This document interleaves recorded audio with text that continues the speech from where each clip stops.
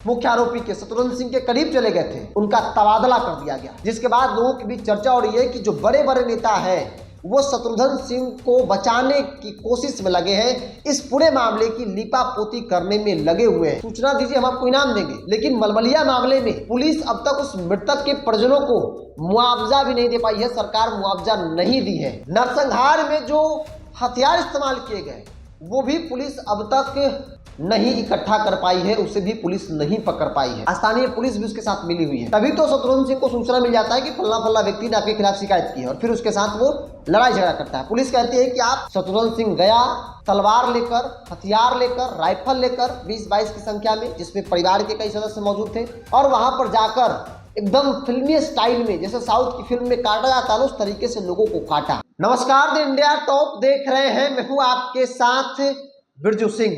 सिवान के मलमलिया में हुए नरसंहार मामले में पुलिस की कार्यशैली को लेकर लोगों के बीच एक नहीं बल्कि 1000 सवाल है कि क्या पुलिस शत्रुघ्न सिंह शराब माफिया से डर गई है? क्या शत्रुघ्न सिंह के सामने पुलिस पूरी तरीके से नतमस्तक हो चुकी है? क्योंकि घटना 4 तारीख को घटी और आज कितना तारीख है? 10 तारीख। अब तक पुलिस ने मुख्य आरोपी को गिरफ्तार नहीं किया है। मुख्य आरोपी को छोड़ दीजिए, घटना में जो नरसंहार में जो हथियार इस्तेमाल किए गए वो भी पुलिस अब तक नहीं इकट्ठा कर पाई है, उसे भी पुलिस नहीं पकड़ पाई है। चाहे वो तलवार जिससे काटा गया, राइफल जिसका इस्तेमाल किया गया, गाड़ी जिसका इस्तेमाल अपराधियों ने किया, अब तक पुलिस के पास कुछ नहीं है। एविडेंस भी पुलिस के पास नहीं है कि ये एविडेंस जो है वो इस्तेमाल किया गया था इस नरसंहार में, इस घटना में।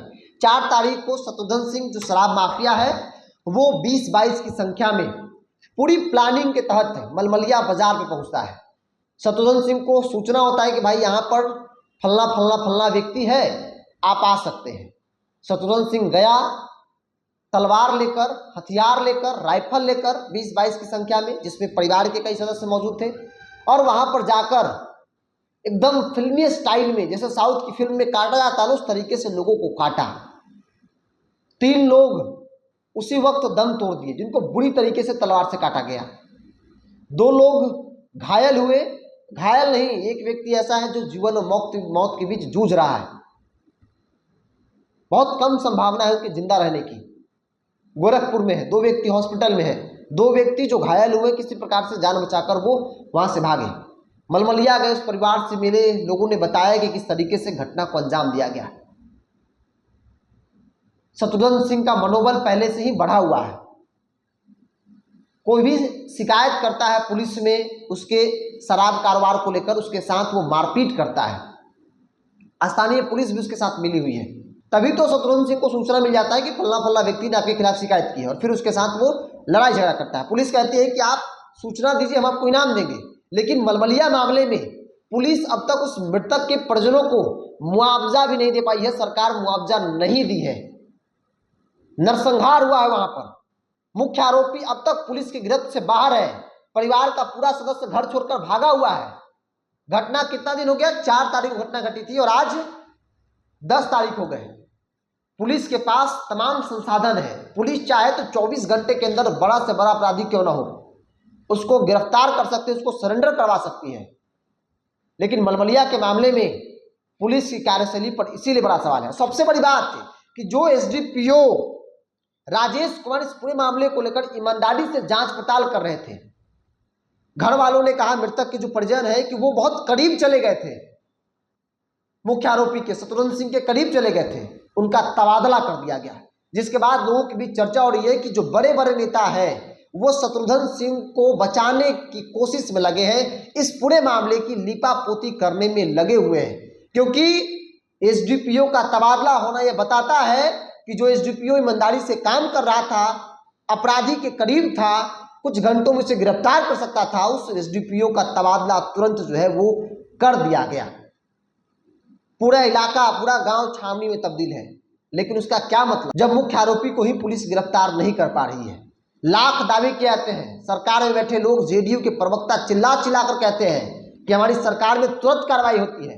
लेकिन मलमलिया के मामले में पुलिस हर मोर्चे पर फेल है। पुलिस अगर एक्टिव होती तो ये नरसंहार नहीं होता। नरसंहार के बावजूद भी पुलिस को जो काम करना चाहिए, जिस रोल में होना चाहिए, पुलिस उस रोल में नहीं है। अगर होती तो मुख्य आरोपी अब तक पुलिस उसे गिरफ्तार कर ली होती, मुख्य आरोपी सलाखों के पीछे होता। भाई पुलिस के पास तमाम संसाधन है, मोबाइल ट्रेस कर सकती है गिरफ्तारी करने के लिए, अपराधी को मजबूर कर सकती है अपनी गिरफ्तारी देने के लिए, सरेंडर करने के लिए।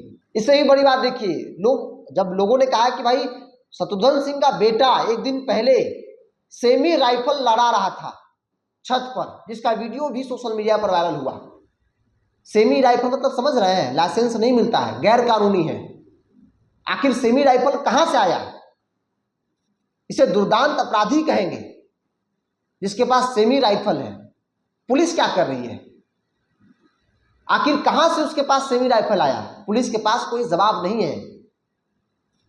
एक दिन पहले, घटना से ठीक एक दिन पहले वीडियो वायरल हुआ था, अपने छत पर उसका बेटा जो है सेमी राइफल लड़ा रहा था।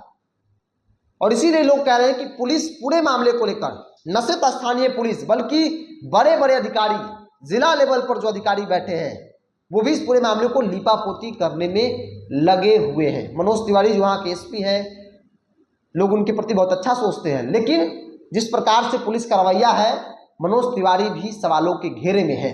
वहाँ के कई नेता हैं जो पटना में बैठते हैं। कुछ एविडेंस आएगा तो उनका नाम भी लेंगे हम अगले वीडियो में। कुछ एविडेंस मेरे पास आएगा और उसके आधार पर उनसे भी सवाल पूछेंगे, उनको भी घेरेंगे कि वो कैसे बड़े बड़े अधिकारियों के पास चक्कर लगा रहे हैं ताकि मलबलिया नरसंहार मामले में लीपापोती किया जाए। तो मलबलिया मामले में पुलिस की कार्यशैली कई सवालों को खड़ा करता है।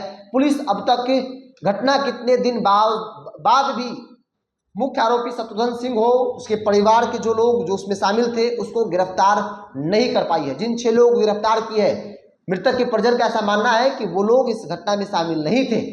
पुलिस सिर्फ दिखावे के लिए 6 लोगों की गिरफ्तारी की है। बहरहाल आप क्या मानते हैं इस सुशासन की सरकार, इस सुशासन की पुलिस को लेकर?